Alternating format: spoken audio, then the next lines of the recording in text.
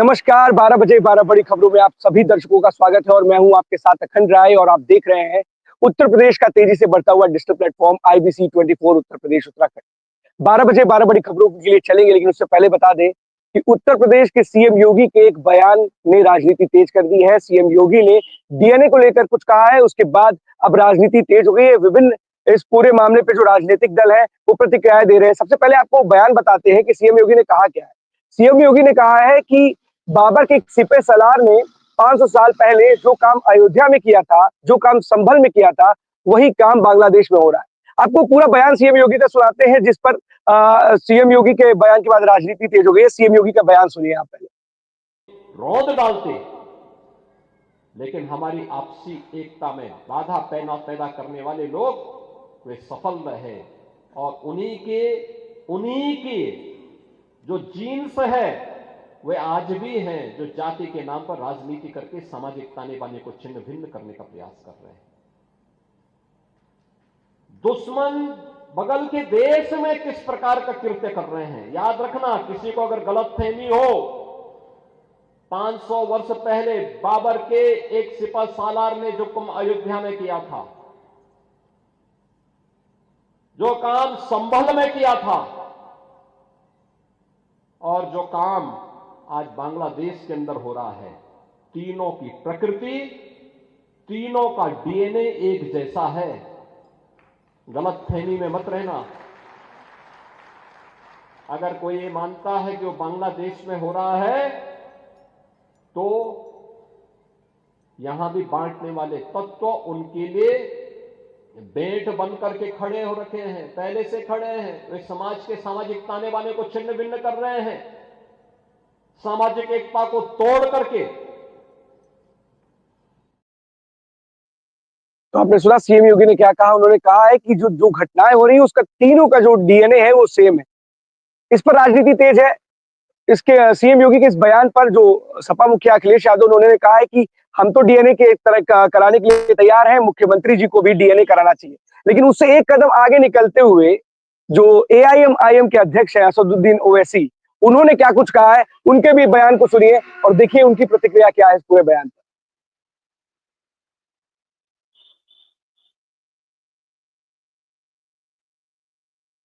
असदुद्दीन ओवैसी ने डीएनए को लेकर के जो सीएम योगी ने बयान दिया है उस पर क्या कुछ कहा है। असदुद्दीन ओवैसी के उस बयान को सुनिए आप। सावन असदुद्दीन ओवैसी के बयान को आपने ट्वीट किया है, जो उन्होंने कहा था उस पर आप क्या कहेंगे? देखिए, पहले तो वो बहुत ही खतरनाक और ऑब्जेक्शनेबल बात बहिष्ठ के मुख्यमंत्री कर रहे हैं भारत के सबसे बड़े प्रदेश के। भारत के मुसलमान को बांग्लादेश के हिंदू से क्या करना है? यहां पर भी माइनॉरिटी है, वहां पर भी माइनॉरिटी हो रहा है। और भारत का एक नागरिक कैसे जिम्मेदार है वहां पर जो कुछ हो रहा है? और क्यों बीजेपी सरकार वो डिपोज्ड लीडर को यहां पर भारत में अपने पास रखी है? भिजा दीजिए वापस उसको। दूसरी बात यह कि मुख्यमंत्री रहते वो संबल के इशू जो सब्जुडिस है उसको इन्फ्लुएंस करना चाह रहे, जो बिल्कुल ही गलत है, गैर अखलाकी बात है। तीसरी बात यह कि संबल का इशू जो है वो तो 1779 में खत्म हो 1800 में खत्म हो चुका है। लॉ का एक रेस जुडिकिता है। रेस जुडी का मतलब जो इशू डिसाइड हो चुका है उसको आप दोबारा नहीं कर सकते। और चौथी बात ये, बाबरी मस्जिद के बारे में वो झूठ बोल रहे हैं। सुप्रीम कोर्ट ने कहा कि वहां पर मंदिर को नहीं तोड़ा गया था। अब डीएनए किसका कराएंगे? आप तो अपर कास्ट के हैं और आप डीएनए की आप बात कर रहे हैं। आप सीएम योगी पे उन्होंने बोला कि आप तो अपर कास्ट के हैं, तो आप डीएनए किसका कराएंगे? तो डीएनए को तो लेकर के जो राजनीति है वो तेज है। तमाम जो विपक्षी दल है वो सीएम योगी के बयान पर उनको घेरने का प्रयास कर रहे हैं। लेकिन आपको बता दें कि बाबरी मस्जिद 32वीं बरसी है आज, 6 दिसंबर है आज। इसको लेकर के पूरे प्रदेश में सुरक्षा एजेंसियां हैं वो अलर्ट है। 26 जिलों में अलर्ट जारी किया गया है। आपको बता दें इसमें लखनऊ, मथुरा, अयोध्या, वाराणसी, मुरादाबाद, बरेली जिले हैं जहां पर जो पुलिस है वो पूरी तरीके से मुस्तैद है, गश्त करी जा रही है। और आपको तो शाही जो मस्जिद है मथुरा में, वो शाही ईदगाह, वहां पर भी 100 से ज्यादा जो जवान है वहां पर तैनात है। किसी भी प्रकार की अनहोनी से निपटने के लिए जो पुलिस है वो पूरी तरीके से मुस्तैद है। आपको बता दें कि आज की डेट 6 दिसंबर है और 32वीं बरसी है और जुमे की नमाज है। आज शुक्रवार का दिन है। इसमें किसी भी तरीके की ढिलाई नहीं बरतना चाहती है सुबह की जो पुलिस और प्रशासन है। इसलिए पूरे प्रदेश में सुरक्षा को दृष्टि को ध्यान में रखते हुए जो पुलिस व्यवस्था है वो बहाल की गई है और पूरी तरीके जो सुरक्षा कर्मी है वो तैनात है चप्पे चप्पे पर। अयोध्या में विशेष तौर पर जो राम मंदिर है वहां पर एटीएस कमांडो की तैनाती की गई है। आपको बता दें सूबे के मुख्यमंत्री ने 2 दिन पहले बैठक की थी और उन्होंने दिशा निर्देश जारी किए थे। उसके बाद ये तमाम चीजें जो निकल करके आ रही हैं वो सामने आ रही हैं। सुरक्षा एजेंसियां चाक चौबंद व्यवस्था के साथ गश्त कर रही हैं, पैदल मार्च कर रही हैं और सघन जो चेकिंग अभियान है वो भी चलाया जा रहा है। अब चलते हैं अभी अपने सभी सहयोगियों के पास, एक एक करके हमारे साथ स्क्रीन पे वो जुड़ेंगे और आज की जो बड़ी खबर है उनके जिले की वो हम आपको हमारे दर्शकों को बताएंगे। तो सबसे पहले चलते हैं कानपुर, अवनीश अवस्थी के पास। कानपुर से कौन सी बड़ी खबर है अवनीश जी आज की? अखंड जी, 2 खबरों से रूबरू कराएंगे। पहली खबर जो आप बता रहे थे दर्शकों को, उसी से कि जो एक इस समय डीएनए वाली जो बातचीत लगातार चल रही है। अखिलेश यादव कल यहाँ पर जो समाजवादी पार्टी के राष्ट्रीय अध्यक्ष हैं वो कानपुर में थे। कल 2 शादी समारोह में यहाँ पर उन्होंने शिरकत की थी। मीडिया से लगातार बात भी उन्होंने की थी। उस दौरान उनका साफ तौर पर कहना था कि जो मुख्यमंत्री योगी आदित्यनाथ हैं उन पर ये बात शोभा नहीं देती, क्योंकि वो एक संत भी हैं अपने और भगवा जो है कलर का कपड़ा भी पहनते हैं। तो कहीं ना कहीं ये बात जो डीएनए की बात कर रहे हैं वो उनके लिए सही नहीं है। इस तरीके की बातें उनको नहीं करनी चाहिए और उनको फिलहाल जो है बायोलॉजी का बहुत अधिक ज्ञान नहीं है। अगर वो डीएनए करवाना चाहते हैं तो अपना कराएं, उसके बाद हम भी सब जो है अपना डीएनए करवाएंगे। एक तो ये बात हो गई। दूसरी बात जो आप बता रहे थे अलर्ट को लेकर के, तो कानपुर में भी कहीं ना कहीं काफी अलर्ट है, क्योंकि यहाँ पर बहुत सारे ऐसे इलाके हैं जहाँ पर अनहोनी होने की आशंका जताई जा सकती है। जैसे रावतपुर यहाँ पड़ता है, जहाँ पर रामलला का मंदिर है, कई दशकों पुराना मंदिर है, जहाँ पर अक्सर जो है इस तरीके की घटनाएं हो जाती हैं, क्योंकि बहुत बड़ा बाहुल्य क्षेत्र एक समुदाय का माना जाता है। तो इस तरीके से यहाँ पर कानपुर कमिश्नरेट होने के चलते यहाँ पर चप्पे चप्पे पर पुलिस लगातार पेट्रोलिंग भी कर रही है और ऐसे बहुत सारे संदिग्ध स्थान यहाँ पर हैं जहाँ पर पुलिस पूरी तरीके से निगरानी कर रही है। खास तौर पर सोशल मीडिया पर पूरी तरीके से निगरानी रखी गई है कि कोई भी सोशल मीडिया के माध्यम से जो है ऐसा कोई कार्य ना करे कि, क्योंकि बाबरी विध्वंस आज के दिन हुआ था, तो कोई दंगा या फसाद किसी तरीके का ना हो सके। अखंड पहली खबर आपने बड़ी महत्वपूर्ण बताई है अवनीश। कल कानपुर में थे के पूर्व मुख्यमंत्री अखिलेश यादव, उन्होंने वहां पर बोला बायोलॉजी को पे उन्होंने मुख्यमंत्री को ऊपर ज्ञान पर उन्होंने क्वेश्चन किया और पूछा कि डीएनए की बार बार बात करते हैं। अखिलेश यादव सीएम योगी पे डायरेक्ट हमला कर रहे हैं, जबकि सीएम योगी ने कहीं भी यहाँ पर अखिलेश का नाम नहीं लिया था या समाजवादी पार्टी का विपक्ष का लिया था। आखिर अटैक कैसे करते हैं लोग डायरेक्ट सीएम योगी पे और भगवा जो वस्त्र है उसको लेकर के? क्योंकि जानते हैं इस तरीके के बयान कहीं ना कहीं जो ना सिर्फ साधु संत है इसका विरोध करते हैं, बल्कि जो राजनीतिक दल है वो इसका समर्थन में खड़े हो जाते हैं सीएम योगी के। अवनीश देखिए, है क्या कि अखिलेश यादव ने कल ये भी कहा था कि जो मुख्यमंत्री हैं यहाँ के उत्तर प्रदेश के, वो दिल्ली का रास्ता देखना चाहते हैं, जिसके चलते इस तरीके की चीजें जो है वो कर रहे हैं, जिससे वो जल्द से जल्द दिल्ली का रास्ता वो पा सके और दिल्ली पहुंच सके। तो कहीं ना कहीं जो है वो सीधे निशाना, अभी उन्होंने संसद में भी जो एक बयान दिया था, आपने या दर्शकों ने सभी ने सुना होगा कि जो यहाँ से कि जो अभी प्रधानमंत्री हैं वो भी इसी तरीके से दिल्ली आए थे और जो उत्तर प्रदेश के मुख्यमंत्री हैं वो भी इसी तरीके से दिल्ली आना चाहते हैं। संभल हिंसा को लेकर के लगातार वो इस समय मुख्यमंत्री को घेरते हुए नजर आ रहे हैं। लगातार जो है जो ये अभी जो विवाद और जो पीछे हुए हैं उनको लेकर के डायरेक्ट वो जरूर जो है, आपका बिल्कुल सही कहना है कि डायरेक्ट जो है मुख्यमंत्री को घेरना, क्योंकि मुख्यमंत्री अखिलेश जी का नाम नहीं लेते हैं, लेकिन अखिलेश यादव अगर लगातार घेर रहे हैं तो कहीं ना कहीं जो है जो संत समाज के लोगों में भी कहीं ना कहीं एक निराशा भी आती है। अखंड जी, अगर अवनीश बात करें तो बांग्लादेश पे बात कर रहे थे, संभल पे बात कर रहे थे और कहीं ना कहीं डीएनए का इसको लेकर के कि सिपह सलार जो है, लेकिन कहीं ना कहीं भाई विपक्ष के सबसे बड़े नेता है, दूसरे नंबर के देश की सबसे बड़ी पार्टी के लीडर है, तो सवाल खड़े करेंगे और सीएम योगी को टारगेट करने की कोशिश करेंगे कि जिस जगह से वो आते हैं, जहां की राजनीति कर रहे हैं, वहां पर तो उनको स्टैंड और कहीं ना कहीं उनको घेरने के लिए, क्योंकि सीएम योगी जो है वो बड़ी लीडर है, उनका जो चेहरा है वो बड़ा हो रहा है, तो उनके मुद्दे पर राजनीति तो तेज होगी। बहुत बहुत धन्यवाद आपका इस तमाम जानकारी के लिए अवनीश। चलते अपने दूसरे सहयोगी के पास।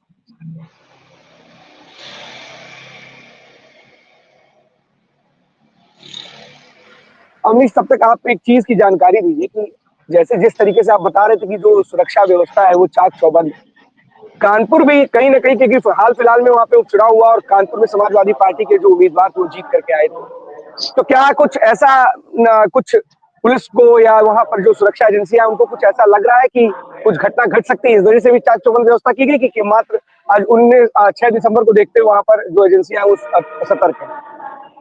देखिए है क्या कि कानपुर में एक बहुत बड़ा क्षेत्र है जिसमें बहुत जो मुस्लिम समुदाय के भी लोग रहते हैं और हिंदू समुदाय के लोग भी मिल करके रहते हैं। लेकिन बहुत ऐसे इलाके हैं यहाँ पर कानपुर में जहाँ पर जो दंगे हैं वो कहीं न कहीं भड़कने के आसार ज़रूर रहते हैं। बहुत सारे लोग हैं जो कानपुर में बाहर से आकर के बस गए हैं, तो यहाँ की जो पुलिस है लगातार हालाँकि जाँच-पड़ताल करती रहती है, लेकिन जब इस तरीके की कोई बातें सामने आती हैं तो वहाँ पर बाहर से लोगों का आना पाया जाता है। तो जिसको लेकर के पुलिस इसी तरीके की जानकारी ज़रूर जुटा रही है कि कोई बाहर का आदमी आकर के यहाँ पर माहौल खराब करने का प्रयास तो नहीं कर रही है। ड्रोन से भी निगरानी की जा रही है और लगातार सबसे बड़ी बात है कि सोशल मीडिया का क्योंकि ज़माना है, सोशल मीडिया के से जो है कहीं न कहीं जो है दंगा भड़काने का भी प्रयास किया जाता है। तो पुलिस का पूरा फ़ोकस सोशल मीडिया पर भी है कि सोशल मीडिया के माध्यम से भी कोई ऐसा कार्य ना कर दिया जाए जिससे कि माहौल बिगड़े और एक कोई किसी तरीके का अनहोनी हो सके। अखंड। बिल्कुल सही कह रहे हैं आप, सोशल मीडिया पर पैनी नजर बनाई हुई है क्योंकि सोशल मीडिया ही एक ऐसा माध्यम होता है जो कहीं ना कहीं भ्रम की स्थिति पैदा करता है, अफवाह फैलाता है, जिसके बाद इस तरीके की बड़ी घटनाएं घट जाती है। बहुत बहुत धन्यवाद आपका इस तमाम जानकारी के लिए अवनीश। अब चलते हैं इंद्रवीर के पास। इंद्रवीर, रायबरेली से कौन सी बड़ी खबर है आज की? देखिए अखंड, जैसा आपने कहा कि मुख्यमंत्री ने कल एक बहुत बड़ा बयान दिया है और वो बयान पूरे उत्तर प्रदेश में नहीं पूरे भारत देश में एक चर्चा का विषय बना हुआ है कि जो उन्होंने हमला बोला एक तरीके से जो है एक उसको लेकर उससे ये बहुत जितने राजनेता है लगभग राष्ट्रीय पार्टी के जितने राजनेता है वो हमला बोल रहे हैं। और इस तरीके का हमला आज एक रायबरेली में भी स्वामी प्रसाद मौर्य एक निजी कार्यक्रम में मृतक शैलेंद्र मौर्य है उनके यहाँ अंत्येष्टि में आते हैं और राष्ट्रीय शोषित समाज पार्टी से ये बिलोंग करते हैं, राष्ट्रीय अध्यक्ष है और कुछ टाइम पहले ये सपा में भी रहे और अब वहां से सपा से जब निष्कासित किया गया इनको, जब वहां से इन्होंने अपना निकले और उसके बाद भाजपा में भी रहे और रायबरेली इनकी पृष्ठभूमि इसलिए रही है क्योंकि रायबरेली से इन्होंने राजनीति अपनी बहुत अच्छे तरीके से करी है और राजनीति के किसी भी कार्यक्रम में जाए इनके यहाँ पे कार्यकर्ता और लोग हैं और स्वामी प्रसाद मौर्य को लोग जानते भी हैं। और स्वामी प्रसाद मौर्य ने एक ऐसा ही बयान दिया है कि अगर माननीय मुख्यमंत्री योगी आदित्यनाथ जी को डीएनए टेस्ट की बात कर रहे हैं तो पहले उनको अपना डीएनए टेस्ट कराना चाहिए और मोदी जी का कराना चाहिए, उसके बाद मोहन भागवत जो आरएसएस प्रमुख है उनके ऊपर भी उन्होंने हमला बोला कि मोहन भागवत का भी उनको जो है वो कराना चाहिए। हम कहेंगे कि हमारे पास जो उनकी बाइट है वो भी अगर कहेंगे सावन के पास है तो सावन उसको एक बार कर सकते हैं कि क्या उन्होंने बोला, बहुत बड़ा ये उन्होंने बयान दिया है। क्योंकि जिस तरीके से गोरे धंधेबाज हैं,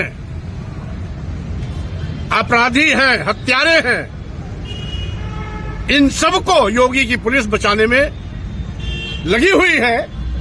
यही कारण है कि करोड़ों नोट पाए जाने के बावजूद भी न पुलिस ने वहां कार्रवाई किया और न अभी तक शैलेंद्र मौर्य के हत्यारों की गिरफ्तारी की। अच्छा, देखा जाए जिस तरह से जो है मुख्यमंत्री योगी आदित्यनाथ ने सपा के राष्ट्रीय अध्यक्ष की डीएनए जांच की बात कह दी है, उसको लेके क्या कहेंगे? देखिए, योगी सरकार केवल गाल बजाती है, फेरे भर का काम नहीं करती है। अगर इतनी ही उनकी पुलिस बहादुर है तो अभी तक शैलेंद्र मौर्य के हत्यारों की गिरफ्तारी क्यों नहीं? 4 दिन बीत जाने के बावजूद भी गिरफ्तारी न होना, उन हत्यारों के हौसले इतने बुलंद कि उसके छोटे भाई को जिला अस्पताल में आकर के जान से मारने की घेराबंदी करना, इनकी पुलिस की कलाई खोल दे रही है। और हम समझते हैं आज जो जंगल राज उत्तर प्रदेश में है ऐसा कभी भी देखने को नहीं मिला। जिस तरह मुख्यमंत्री ने डीएनए की जांच की बात कही है उसको किस नजर से देखना है आप? ये माननीय मुख्यमंत्री का बड़बोलापन है।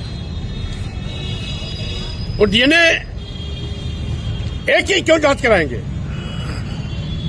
डीएनए जांच के लिए तो सबसे पहले माननीय मुख्यमंत्री योगी जी को डीएनए जांच करानी पड़ेगी, माननीय मोदी जी को डीएनए जांच करानी पड़ेगी, आरएसएस प्रमुख श्री मोहन भागवत जी को डीएनए की जांच करानी पड़ेगी। ये बात बहुत आगे जाएगी। उल्टा चोर। इंद्रवीर, एक सवाल है। सवाल ये है कि रायबरेली से आते हैं और अपने बेटे के लिए ऊंचा हार से टिकट मांग रहे थे, बीजेपी में थे, मंत्री भी थे, बीजेपी में बात नहीं बनी तो पार्टी चले गए। समाजवादी पार्टी में गए तो वहां सोच रहे थे, उनसे आश्वासन उनको मिला था कि आपको हम कुछ ना कुछ एडजस्ट करेंगे। मनोज पांडे को टिकट मिला, जीत गए, इनको टिकट नहीं मिला। फिर इनको वहां से भी लगा तो ये वहां से भी चल दिए, अपनी इन्होंने पार्टी बना ली। कहीं ना कहीं दर्शाता है कि मीडिया में बने भड़बोलापन है इस तरीके की बयानबाजी करना। डीएनए की बात करना, वो बांग्लादेश पे ही बात कर रहे थे मुख्यमंत्री, उस पर किसी नेता का कोई बयान नहीं आ रहा। वो लोग ये कैटेगराइज करके डीएनए पे, चाहे वो सपा मुखिया हो या फिर असदुद्दीन ओवैसी हो या फिर स्वामी प्रसाद मौर्य, सबके बयान एक जैसे है। बात बांग्लादेश पर हो रही है, वो लोग बांग्लादेश पे कुछ कह नहीं रहे और सब इनके डीएनए की बात करने लग रहे हैं। देखिए, एक ही धर्म को लेकर के टिप्पणी करना किसी भी राजनेता के लिए दैट इज नॉट गुड। ये ऐसा मेरा मानना है। जर्नलिस्ट, आप अगर किसी भी नेता प्रतिपक्ष हो, नेता पक्ष हो, आपका फर्ज है, आप अपनी जनता के बनाए हुए एक नेता है और उसके पक्ष में आपको दोनों पक्ष का हिसाब से बोलना चाहिए। तो जैसे अभी सपा, कांग्रेस और पार्टियां चुप है बांग्लादेश पे, उनको आगे फ्रंट पे जो है बात करनी चाहिए और इसमें जो है उनको टिप्पणी अपनी व्यक्तिगत देनी चाहिए। जैसे मुख्यमंत्री ने कहा, तो उस मुख्यमंत्री के जैसे उन्होंने कहा कि सीपी सलार ने अयोध्या में 500 साल पहले कुछ किया था और अब जो है संभल में हुआ और अब बांग्लादेश में हो रहा है, तो डेफिनेटली इससे वो अब पर्सनल अटैक जरूर कर रहे हैं। लेकिन क्या एक राजनेता होने के नाते अगर आपको सांसद विधायक किसी ने बनाया तो क्या उस पर नहीं बोलना चाहिए? डेफिनेटली बोलना चाहिए। और जहां तक रही बात, कल हमारी आईबीसी की टीम से यहाँ के जो कांग्रेस के जिला अध्यक्ष है उनसे जब बात हुई तो उन्होंने कहा कि हम लोग यहां जाकर के जो है बात कर रहे थे, लेकिन कांग्रेस का बलिदान भूल गए भाजपा वाले, जो कांग्रेस ने बलिदान दिया। कई ऐसे बातें करी, कांग्रेस को वो भाजपा वालों को याद नहीं आता। माननीय राजीव गांधी जी, इंदिरा गांधी जी और ये सब जो है देश के लिए इन्होंने अपना बलिदान दिया, तो इससे कई सारी चीज करी, लेकिन फिलहाल बांग्लादेश से कोई टिप्पणी नहीं आई। जी अखंड, बहुत बहुत धन्यवाद आपका इस तमाम जानकारी के लिए। अब चलते हैं ज्ञानेंद्र के पास प्रतापगढ़ से। ज्ञानेंद्र, प्रतापगढ़ से कौन सी बड़ी खबर है आज की?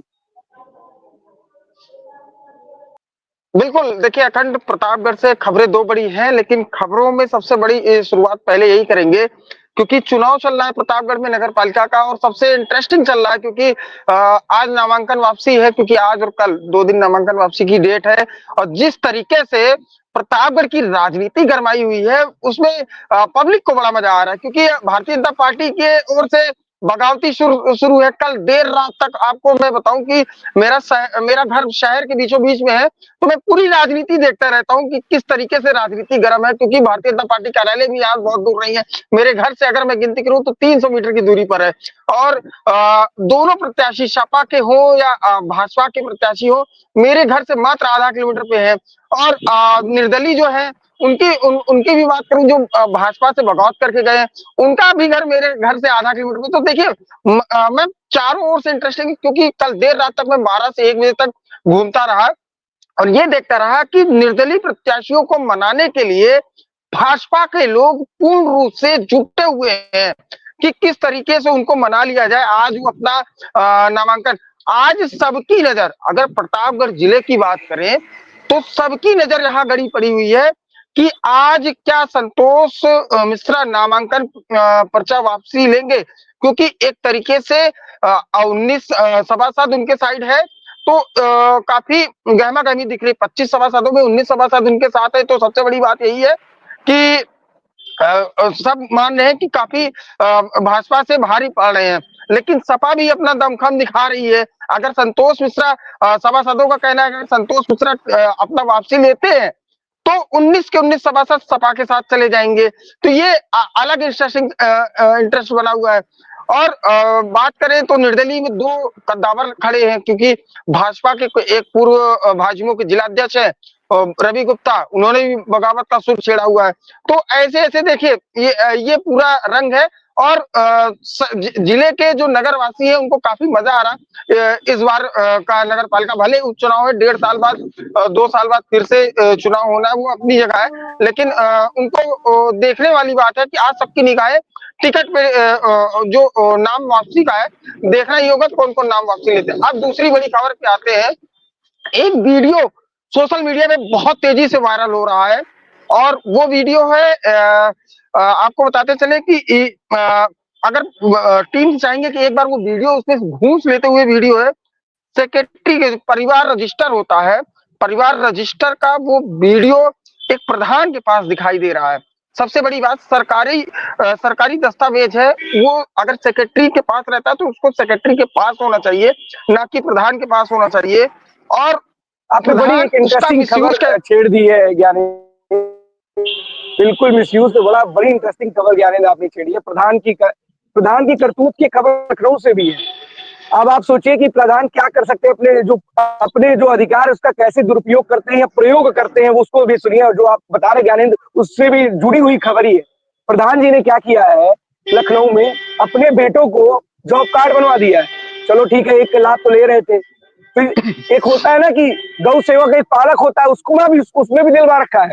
ग्राम की जो निधि होती है वो भी डलवा रखी है। मतलब पूरा प्रयोग, जितना अपने अधिकार होते हैं उसका पूरा प्रयोग करते हुए सारी की सारी जो सरकारी जो धनराशि होती है वो अपने परिवार में ले लिया। अब जांच बैठ गई है, जांच बैठी है तब से अपने, क्योंकि समाजवादी पार्टी के समय से ऐसा चला आ रहा था, और कहीं ना कहीं जब इस पे जांच बैठी तो उनके जो लड़कों को उनको तो बर्खास्त कर दिया गया, लेकिन उनके खिलाफ जांच चल रही है। तो बड़ी इंटरेस्टिंग खबर है। अधिकार कैसे आता है ज्ञानेंद्र? क्या अधिकारी सोते रहते, क्या जांच पड़ताल नहीं करते कि प्रधान इस तरीके काम करते रहते हैं? बिल्कुल, देखिए अखंड, मैं आपको बता दूं कि मैं इस खबर से शुरुआत में पहले अपने आप से शुरू करूंगा, क्योंकि मेरा पट्टी ब्लॉक में पड़ता है। मैं भी एक बार ऐसे परिवार रजिस्टर नकल निकलवाने के लिए गया था।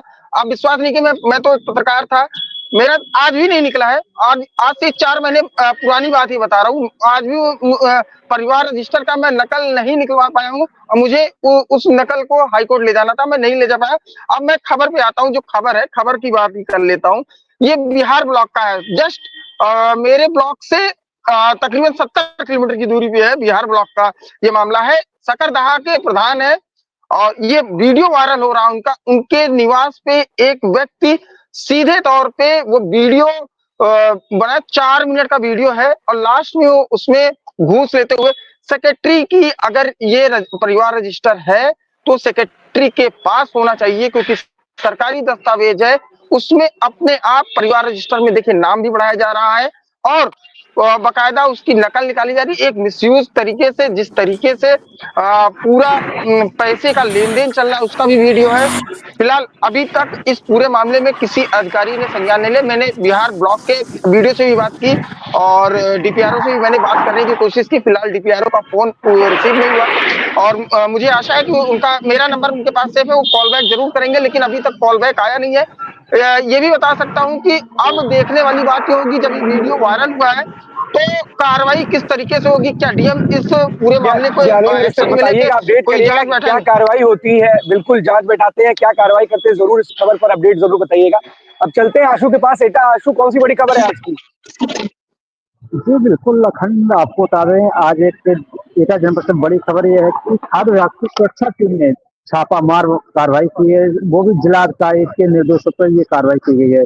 जो नॉन वेज खाने वाले जो शौकीन लोग हैं, वो नॉन वेज खाते हैं, उनकी सेहत को देखते हुए एक ये कार्रवाई की गई है। जिले में अगर बात की जाए, 2 दिन से लगातार कार्रवाई चल रही थी। एटा और तहसील जलेसर में भी लगातार कार्रवाई की थी। कल आज की डेट में अगर बात की जाए तो होटल ताज और मुगल पर कार्रवाई की गई है। लगातार इनके 2 सैंपल भर चुके हैं, सैंपल भरकर भेजे जा चुके हैं, जांच के लिए लैब भेजे जा चुके हैं। वहीं खाद्य सुरक्षा अधिकारी चमन लाल से बात की गई थी कि सैंपल का जो रिपोर्ट है वो कितने दिन में आएगी। उन्होंने बताया 20 दिन के अंदर रिपोर्ट आ जाएगी। 20 दिन की रिपोर्ट आने के बाद जो भी विभागीय कार्रवाई होगी वो की जाएगी। जी अखंड, बहुत बहुत धन्यवाद आपका इस तमाम जानकारी के लिए। अब चलते हैं अपूर्व के पास। अयोध्या, अपूर्व, आज अयोध्या को, पूरी अयोध्या नगरी को एटीएस कमांडो राम मंदिर के पास तैनात है। पूरी सुरक्षा व्यवस्था है वो चाक चौबंद है। 6 दिसंबर है, 32वीं बरसी है। क्या है पूरा माहौल अयोध्या का? मेरी आवाज पहुंच रही है? मैं सुबह से ही लगातार 6 दिसंबर की खबर को लेकर कवरेज कर हूँ, और मैं आपको बता दूं इस समय अयोध्या नगरी में हूँ। अयोध्या के जितने भी पॉइंट है, अयोध्या के रास्ते हैं, सभी जगह बैरिकेडिंग लगा दी गई है, चेकिंग की जा रही है। हालांकि अब वो स्थितियां नहीं है, 1992 की स्थितियां नहीं है, 6 दिसंबर 1992 की स्थितियां नहीं है। लेकिन अयोध्या सौहार्द की नगरी है, अयोध्या हिंदू मुस्लिम की एकता की प्रतीक मानी जाती है। तो कहीं ना कहीं ये असर अब देखने को मिल रहा है, जहां मुस्लिम पक्ष यौम गम मनाता था और वहीं हिंदू पक्ष शौर्य दिवस, लेकिन अब ये स्थितियां बदल चुकी हैं।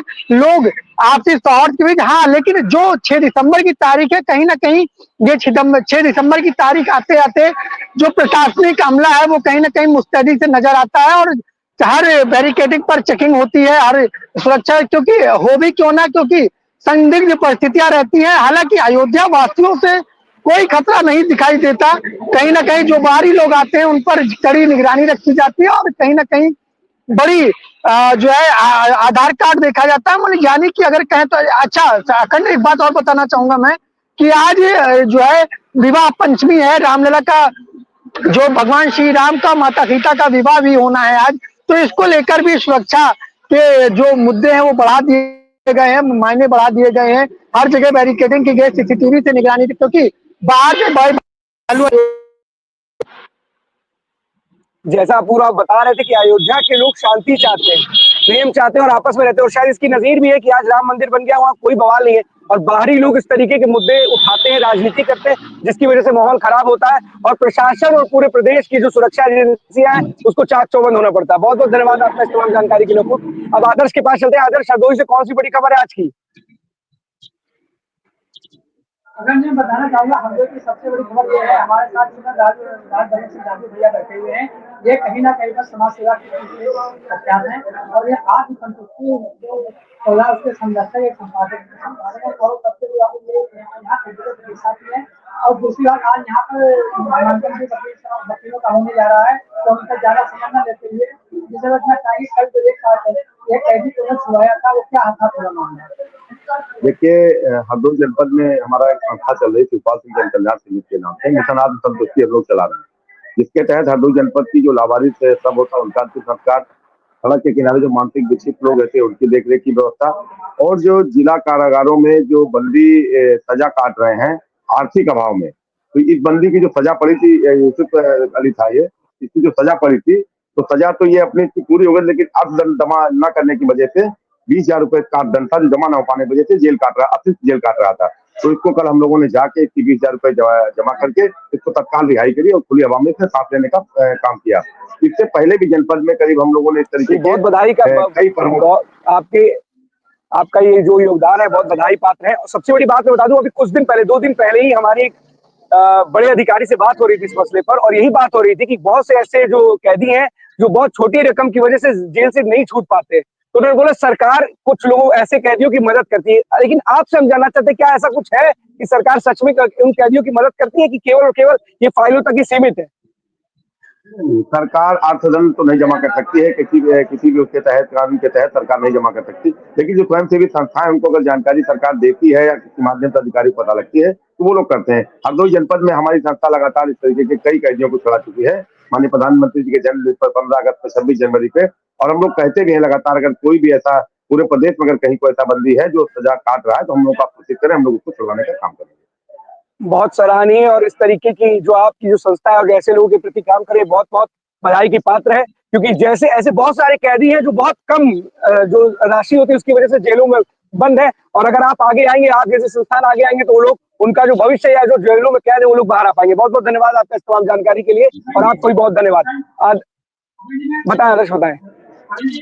मैं बताना चाहूंगा कि राजभवन भैया ने अभी 7,000 शादियां जो है अपने पास से करवाई है, और जितनी भी लावारिस राशि होती है या किसी को मदद चाहता है तो ये तत्काल उससे तैयार रहते हैं। उनकी अंतिम संस्कार को लेकर जो कई पैसे दे देते हैं या उनका संस्कार करवा देते हैं, इसको लेकर भी कहीं ना कहीं पर आगे इसको आगे अपडेट करिएगा और इस पर एक स्टोरी करिएगा। बहुत बहुत धन्यवाद आपका आदर्श इस तमाम जानकारी के लिए।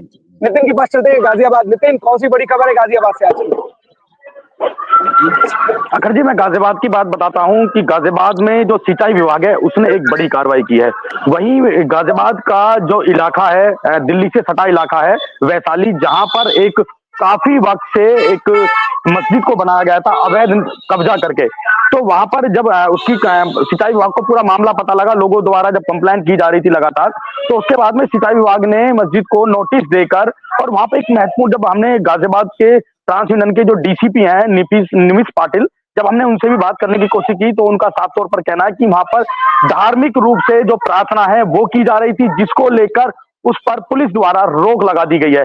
वहां पे एक पूरी तरीके से डिस्पेंसरी चलाई जा रही थी, वहां पे मस्जिद। जब आसपास के लोगों से बात की गई तो लोगों का कहना है साफ तौर पर कि लगभग 10 से 12 साल हो गया कि जब से यहाँ पर अवैध अतिक्रमण करके और पूरा उसको टीन शेड से लगाकर जो मस्जिद है वो चलाई जा रही थी, जहां पर जो प्रार्थना है, जो धार्मिक प्रार्थना है वो भी की जा रही थी। तो वहां पर सिंचाई विभाग के नोटिस के द्वारा उसको पूरी तरीके से बंद कर दिया गया, सील कर दिया गया, ताकि वहां किसी भी प्रकार की कोई हलचल ना हो सके। सभी चीजों पर रोक लगा दी गई है पुलिस द्वारा, वहां पर पुलिस तैनात कर दी गई है। किसी भी प्रकार की यहाँ पर कोई भी ये बताइएगा 10-12 साल से हो रहा है, तो अधिकारी जो होंगे वहाँ पे, पुलिस विभाग होगा, प्रशासन होगा, जिला प्रशासन होगा, उसको दिखा नहीं क्या इतने सालों से कि वहाँ पर इस तरीके का काम चल रहा है? आप किसी मुद्दे को इतने आगे तक बढ़ने क्यों देते हो? अगर आप उसका सही समय पे अगर कोई ना कोई समाधान कर दोगे तो ये सारी घटनाएं घटित नहीं होंगी और कहीं ना कहीं जो सामाजिक सौहार्द है वो बना रहेगा। अखंड जी, मैं बात करूं, गाजियाबाद दिल्ली एनसीआर से जुड़ा इलाका है। हाईलाइट जो पूरा है हाईटेक, गाजियाबाद को हाईटेक में माना जाता है और उत्तर प्रदेश का काफी हाईटेक जिला है। उसके बावजूद भी यहाँ पर जो अधिकारी पहुंचते हैं उनको छांट कर भेजा जाता है। उसके बावजूद भी यहाँ पर हर विभाग में कहीं ना कहीं भ्रष्टाचारी बैठे हैं, जिसको वो पलीता लगा रहे हैं। लगातार ऐसे कई मामले को देखने मिलते हैं, चाहे जीडीए विभाग हो, नगर निगम विभाग हो, तो कहीं ना कहीं सब जो भ्रष्टाचार है उसमें कहीं ना कहीं लिप्त पाए जाते हैं। जब लोग लगातार कार्रवाई करवाने की बात करते हैं, लगातार लोग वहां की कंप्लेंट उठाते हैं, उसके बाद जब वहां पर कार्रवाई की नाम पर सिर्फ खाना पूर्ति की जाती है। अब ये देखने वाली बात है कि जिस तरीके से यहाँ पर जो खाना पूर्ति क्यों करते हैं, खाना नहीं समझ में आ रहा, खाना पूर्ति करते हैं, अपने खाने के लिए पैसे की व्यवस्था करते हैं और इस तरीके से चीजों का संचालन करते हैं कि आप बाद में जाकर के जो सामाजिक सौहार्द है वो बिगड़ जाए, फिर बाद में इस तरीके का बवाल हो, फिर बाद में तोड़ने, गिराने, बनाने, कोर्ट जाए, सारा मामला। आप लोग पता नहीं क्या अधिकारी करते हैं और इस तरीके के माहौल की वजह से पूरे प्रदेश के जो माहौल होता है वो खराब होता है। बहुत बहुत धन्यवाद आपका इस तमाम जानकारी के लिए। जावेद के पास चलते। जावेद, आगरा से कौन सी बड़ी खबर है आज की? जी बिल्कुल अखंड, आपको बता दें आगरा से बड़ी खबर कि आगरा में नगर निगम सोया रहता है, अभी तक नहीं जागा है। बात करें ठंड की, जो ठंड का प्रकोप है लगातार बढ़ता जा रहा है और जो लोग सड़कों के किनारे और फुटपाथ पर सोते हैं वो अभी तक वहीं मजबूरी में वहीं सोने को मजबूर हैं। नगर निगम ने अभी तक किसी भी तरह से रेन बसेरे का इंतजाम नहीं किया है और न किसी। जावेद, नहीं करेंगे, अभी ठंड है ना, ठंड में रजाई में बैठे होंगे या ओढ़ करके सो रहे होंगे। जब आराम से निकलेंगे, बाढ़ में जाए रन बसेरा, काहे की अलाव की व्यवस्था करेंगी? ठंडा लग रहा है तो आराम से रजाई में ओढ़ करके, नहीं होगा तो वहां जो हीटर होता है ना दफ्तर में, उसी हीटर के बगल में बैठे रहेंगे, कोई मतलब नहीं है। आराम से नगर निगम के अधिकारी सोते रहे और ये खबर पहुंचा दीजिएगा कि सोते रहो, ठंडी निकल जाएगी। अलाव के लिए जो व्यवस्थाएं होती है, रन बसेरों के लिए जो व्यवस्था आती है, उसी का जो मामला है उसको लेकर के चलाते रहना, अपना जेब भरते रहना। बहुत बहुत धन्यवाद आपका इस तमाम जानकारी के लिए। जावेद, आकाश के पास चलते हैं। आकाश, पीलीभीत से कौन सी बड़ी खबर है? अखंड जी, आपको बताना चाहेंगे पीलीभीत से बड़ी खबर ये है, सुबह सड़क हादसा हुआ है जिसमें 6 लोगों की मौत हो गई है। पीलीभीत के थाना न्यूरिया क्षेत्र का मामला है, जहां पर एक कार में खटीमा से पीलीभीत के थाना न्यूरिया क्षेत्र के गांव चंदोई शादी समारोह में ये लोग आ रहे थे। अचानक से नींद की झपकी आने की वजह से ड्राइवर की जो कार थी वो पेड़ से जा टकरा गई है, जिसमें 6 लोगों की मौके पर मौत हो गई है। बाकी 4 लोग गंभीर रूप से घायल हो गए हैं। घायलों को जिला अस्पताल में भर्ती कराया गया है, जहां पर उनका उपचार चल रहा है। ये खबर जो सुबह IBC 24 ने प्रमुखता से चलाई थी, उसके बाद में चलने के बाद में आला अधिकारी वहां पर पहुंचे हैं और वहां पर निरीक्षण कर रहे हैं और लगातार मॉनिटरिंग भी कर रहे हैं। बहुत दुखद घटना आ रही है वहां से और सबसे बड़ी बात है कि एक गाड़ी में जिस तरीके से ओवरलोडिंग या इतने सारे लोग बैठ करके जाते हैं, इस तरीके की घटनाएं होती है, कई लोगों की जिंदगी चली जाती है, परिवार खत्म हो जाता है। बहुत बहुत धन्यवाद आपका इस तमाम जानकारी के लिए। आकाश, जितेंद्र के पास चलते हैं। जितेंद्र, बस्ती से कौन सी बड़ी खबर है आज की? अखंड बता दें कि बस्ती से जो है बड़ी खबर है, क्योंकि अभी 2 दिन पहले खबर आई थी कि जो कप्तानगंज के एक सेठा गांव में जो है एक माँ और बेटी को जो है जिंदा जलाने का एक मामला आया था। उनके ही सगे बेटे ने, दोनों भाइयों ने जो है, बहन के दोनों भाइयों ने मिलकर जिस तरह से जिंदा जला दिया था, फिलहाल उसमें एक नया मोड़ में लिखने को अभी आया है। जब पीएम रिपोर्ट आई है तो पीएम रिपोर्ट में ये उसमें आया है कि पहले जो उसकी जो गला दबा के उसकी हत्या की गई है, हत्या करने के बाद में जो उसको जलाया गया। फिलहाल जो दोनों की बॉडी थी, लगभग 60 to 70% जो बॉडी थी वो जल गई थी, लेकिन कहीं ना कहीं जो अभी भी जो है 2 दिन बीत जाने के बाद में जो है नामजद उसकी जो बड़ी बहन द्वारा जो है एप्लीकेशन देने के बाद भी पुलिस की गिरफ्त से दोनों भाई अभी भी दूर है। कहीं ना कहीं पुलिस जो है अभी नाकामी जो है, जिसमें देख सकते हैं कि पुलिस जो है 2 दिन बीतने के बाद भी गिरफ्तारी ना हो पाना, ये पुलिस अपने आप में कहीं ना कहीं जो है नाकामी पुलिस की साबित हो रही है इसमें। अखंड, बिल्कुल जितेंद्र, आप सही कह रहे हैं, पुलिस की नाकामी है, इतनी बड़ी वारदात हो जाती है और पुलिस के हाथ खाली रहेंगे तो उनके ऊपर सवाल जरूर खड़े होगा। बहुत बहुत धन्यवाद आपका इस तमाम जानकारी के लिए जितेंद्र। पवन के पास चलते हैं। अब पवन, मथुरा से कौन सी बड़ी खबर है आज की? जी बिल्कुल अखंड, मैं आपको बता दूं कि आज 6 दिसंबर और 6 दिसंबर को लेकर मथुरा इस समय हाई अलर्ट पर है, क्योंकि जमा मस्जिद पर जो हिंदूवादी संगठन के जो लोग हैं उन्होंने जल अभिषेक से वहां पर जल अभिषेक से मस्जिद पर ऐलान किया था। उसके बाद से मथुरा इस समय अलर्ट पर है और मथुरा में पुलिस प्रशासन की अगर हम बात करें तो 4 जोन, 2 सुपर जोन और 10 सेक्टर में मथुरा को इस समय बांट दिया है। मथुरा छावनी में इस समय तब्दील हुआ है और ड्रोन कैमरे के साथ साथ पुलिस जो हिंदूवादी संगठन के जो लोग हैं उन पर पैनी नजर बनाए हुए हैं। फिलहाल आगरा की जो हिंदूवादी संगठन से एक महिला थी जो कि लड्डू गोपाल लेके जो शाही ईदगाह है वहां जा रही थी, तभी पुलिस प्रशासन को जैसे ही उसकी भनक लगी तो उसको वहां से गिरफ्तार कर लिया है। फिलहाल अभी पुलिस की जो गतिविधि है वो पूरी पैनी नजर बनी हुई है, जिससे कि कोई अप्रिय घटना ना हो और जो मथुरा का जो कहा जाता है कि गंगा यमुना जो तहजीब है वो लगातार बनी रहे। जी बहुत बहुत धन्यवाद आपका इस तमाम जानकारी के लिए। कौन एसपी सिंह के पास चलते हैं, सुल्तानपुर। एसपी सिंह, कौन सी बड़ी खबर है सुल्तानपुर से? ये खबर लखनऊ और सुल्तानपुर वाया जो 4 लाइन गुजरता है, इसकी खबर जो है IBC 24 पे लाइव दिखाया गया था। तो ये दीपावली के पहले रोड बनाया गया था, लेकिन रोड बनाने के उपरांत देखिए लगभग कुछ ही दिनों बाद रोड की स्थिति वैसे बन गई जैसे भ्रष्टाचार का पूरा भेद चढ़ गया। ये रोड, ये देखिए पूरी गिट्टी, एकदम गिट्टी देखिए पूरा ऐसे बन के। कितने दिन पहले रोड बनी है ये? कितने दिन पहले रोड बनी? ये लाइव दिखाया गया था दीपावली के पहले, अपने ही चैनल को लाइव दिखाया गया था, खबर का असर हुआ था। ये 1 हफ्ते में लगभग रोड बन के तैयार हुई थी, लेकिन ये देखिए इधर इनका देखिए पूरा गड्ढा उसी तरह फिर बन गया है। उधर केवल सिंगल रोड बनाया गया है, उस साइड बना ही नहीं है जब से ये नचाई बनाया। लग रहा है कि जो अधिकारी हैं उन्होंने सीएम योगी की जो हाल ही में जो कार्रवाई उसको नहीं देखा है, और नहीं देखा है तो IBC की जो ये खबर दिखा रहा है ना, इसके बाद कार्रवाई के लिए तैयार रहेगा। 100% इसका खबर का असर होगा। जो भी लोग, जो भी भ्रष्टाचारी सड़क निर्माण के लिए जिम्मेदार होंगे उनके खिलाफ कठोर कार्रवाई होगी। सीएम योगी 100% इस खबर का संज्ञान लेते हुए इन अधिकारियों के खिलाफ कार्रवाई करेंगे। बहुत बहुत धन्यवाद आपका इस तमाम जानकारी के लिए। 12 बजे 12 बड़ी खबरों में आज के लिए बस इतना ही। कल फिर हम होंगे आपके सामने हाजिर और 12 बड़ी खबर नहीं, पूरे उत्तर प्रदेश की जो तमाम बड़ी खबरें होंगे वो आपके सामने हम पेश करेंगे। तब तक के लिए धन्यवाद।